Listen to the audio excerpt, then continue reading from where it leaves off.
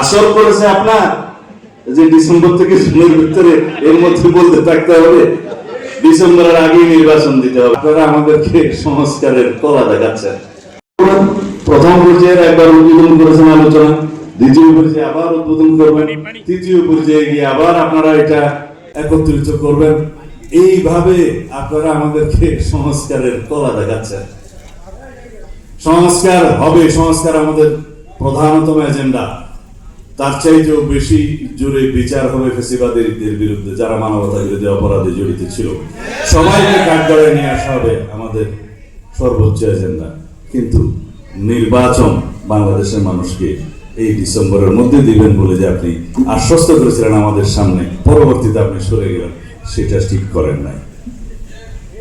নির্বাচন বিলম্বিত হওয়ার একটিও কারণ নাই, আপনার সামনে যুক্তি নাই কেন আপনি ডিসেম্বরের বাইরে গিয়ে নির্বাচন দিবেন, সেটার পক্ষে একটিও যুক্তি নাই।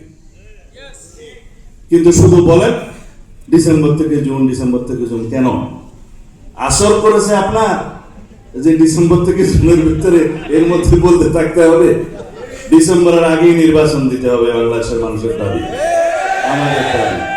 একটি কারণও নাই ডিসেম্বরের বাইরে নির্বাচন যাওয়া। সংস্কার এবং নির্বাচন চলমান প্রক্রিয়া। যারাই রাষ্ট্র ক্ষমতা আসুক তারা প্রতিশ্রুত সেই সংস্কার এবং বিচার চালিয়ে নিয়ে যাবে। এটা বিচার বিভাগের স্বাধীন বিচার বিভাগের এখতিয়ার, তারা তাদের মতো স্বাধীনভাবে বিচার পরিচালনা করবে, বিচার কার্য আমরা শুধু সহায়তা করব। আর সংস্কার তো কখনো শেষ হয় না। এটা পৃথিবী যতদিন থাকবে, দেশ যতদিন থাকবে, মানব যতদিন থাকবে, ততদিন তাদের চাহিদা অনুসারে, দেশের চাহিদা অনুসারে সংস্কার হইতেই থাকবে। এটা চলমান প্রক্রিয়া। আর ওনাদের ভাষ্য মতে যে সংস্কার সমাপ্ত করেই সব দিতে হবে। কেন? যাই হোক, অনেক কথা বললাম। সাংবাদিক বন্ধুদের কাছে আমার অনুরোধ, আপনারা জাতির সামনে উন্মুক্ত করবেন যে যদি ডিসেম্বরের পরে নির্বাচন অনুষ্ঠানের জন্য একটি যুক্তিও তাদের থাকে, সেটা যেন তারা প্রকাশ করে।